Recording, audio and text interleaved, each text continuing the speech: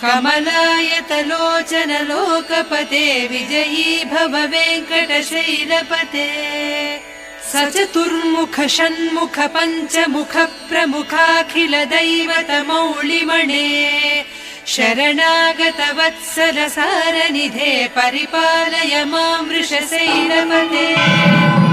अतिवेलतया तव दुर्विषहैरनुवेल कृतैरपराधशतैः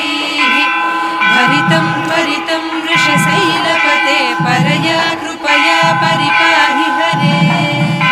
अधिवेङ्कटशैलमुदारमतेर्जनता